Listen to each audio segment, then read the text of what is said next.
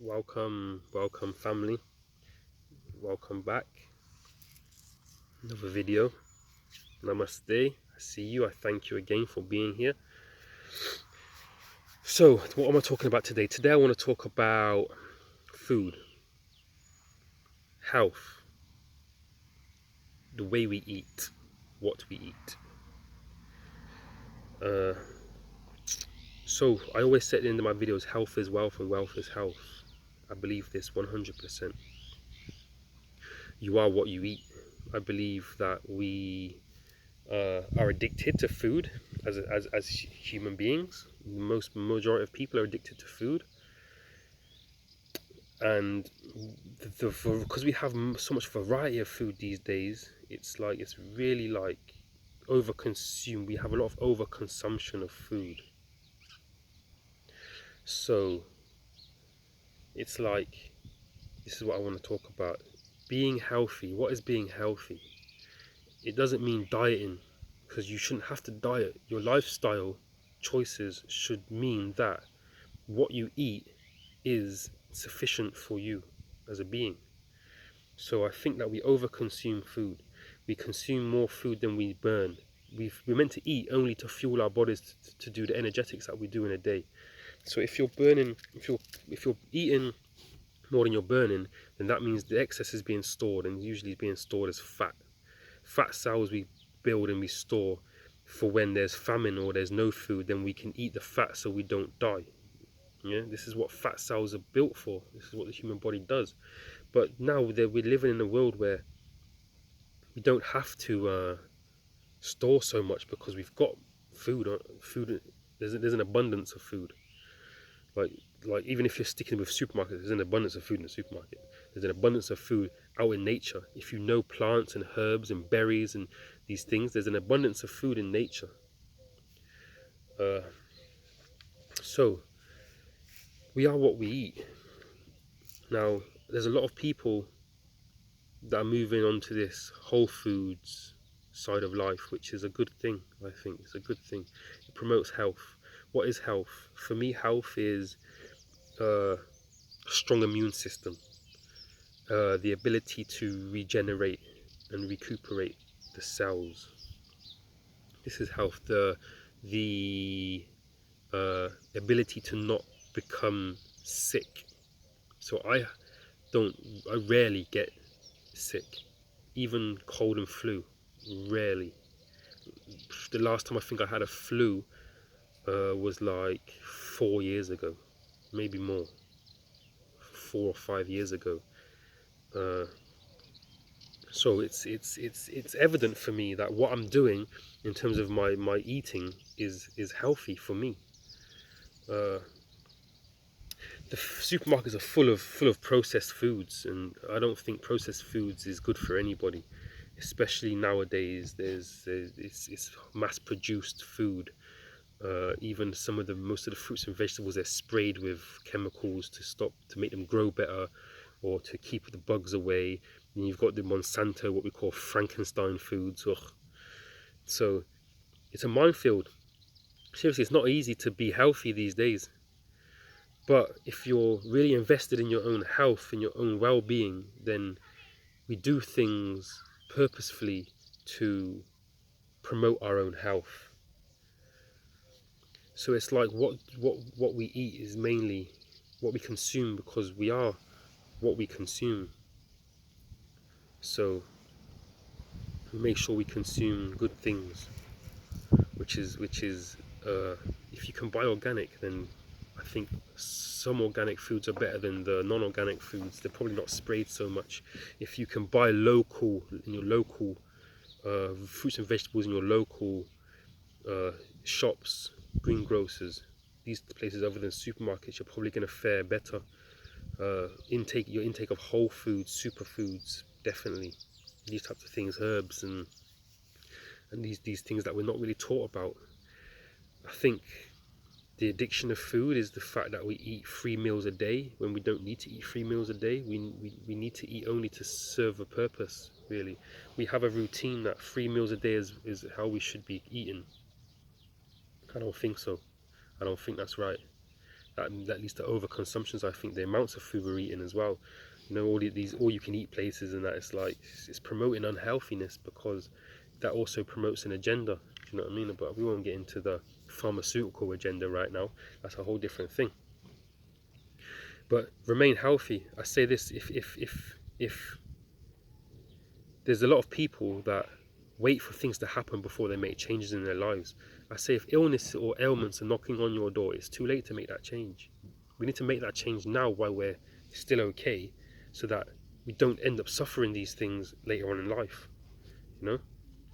So, like, the body has to be this temple. You have to look after yourself. You have to look after the body that we have, you know? The body is our vessel. It's like our car. We have to maintain the car. Like, I used to say this scenario to people. If you was given a Lamborghini, and when I give it a Lamborghini, I told you, you have to put in the high octave fuel from the pumps. You know, you get there, you've got like the normal unleaded petrol, and you've got high octane unleaded petrol. If I told you it only runs on high octane, are you gonna go and put in the rubbish fuel? The rubbish fuel, the normal fuel will work. It will work. It will make the car drive, but will it be still that high performance vehicle? Will it still have the supercar potentiality that it has? You know, will it still run optimum? It's probably going to get a bit sluggish and a bit like the power's going to drop. The engine won't last as long. You keep doing that for 20 years, the engine's probably going to like need repairing. But if you keep the high octane in there, it's going to be cleaner for longer. Same with the body. You put in these high octane, these fuels in our body, these superfoods, these natural organic vegetables and fruits, and we're gonna last longer. We're gonna be more productive in our being. You know, this is what I believe. So it's like we all have gardens, but we're so committed to having a lawn that we don't think about growing food. You grow your own food, you know what it is, you know what's in there, you eat it. It's much better. The taste of an organic grown carrot in your garden to a carrot brought in a supermarket, completely different. Completely different. I want to show you something. I'm outside right now. We're going to go on interactive. We've not done interactive before. I wonder if I can change the camera around while I'm here. I don't think I can do it. Anyway, look, it's garden. This is gardening. You see, this is fruits and vegetables growing. I'll admit, it's not mine. I live on this land. The man grows his fruits, but it's inspiring. I've got my little garden on the other side around here, but mine is just starting to grow. Yeah, this is also food sovereignty. Yeah, not having to rely on the supermarkets for food. I've also said this to my friends: if the supermarket stopped selling food and only sold dog food, how long before you're feeding your kids dog food? Seriously, do you know what I mean? Because we're not taught to grow food anymore. We're not taught that this is important, but it is important. Another thing, I think, fasting. I believe fasting is important. Now, I've done many different fasts, days on consecutive days. I've done intermittent fasting. I've done fasting in the sense where I only eat from 12 midday until 7 at night, and then I don't eat in the rest because my body will fast. Because you see, when you fast, it allows your body to repair damaged cells. Because I'll tell you this also, the digestive system is the biggest consumer of energy in the body. Yeah, the biggest consumer of energy in the body is the digestive system. It is continuously working all day, every day, because we're always consuming food. Now, if you, let's say for argument's sake, 60% of your energy is used in digestion. If you switch off your digestion, then that 60% of energy gets transferred elsewhere in the body. It can do other things with that energy. So what it usually does, there's science behind it. There's people that have done research. Dr. Sebi, massive. Look at his work. He talks about fasting. The body, after like a certain amount of hours of fasting, the body starts to repair and regenerate cells. Yeah, dead cells, broken cells, repaired and regenerated. This is what remains healthy. So, I'm vegan. I've been vegan for a long time. What this taught me to do was, in supermarkets, I have to read the label of everything because I need to know what's in it, see if I can have it or not. And what that taught me was a lot of food, even though it looks healthy and says it's healthy, it doesn't have this or doesn't have that. As a vegan, it's like it doesn't have animal products, so therefore I think I can eat it. But then you look at it and what is in it, it's a lot of high fructose syrup or inverted sugars. These things are like terrible, and there's a lot of products like this. So I'm not saying that everybody should be vegan. I'm not saying that your food choices are bad. I'm just saying be mindful of the things on your plate. Take more care about what you put on the plate. Make little changes in your diet, in your lifestyle, to implement more whole foods, superfoods, organic foods, local fruits and vegetables, instead of the mass-produced ones. Just see what difference it makes for you. Just do a test.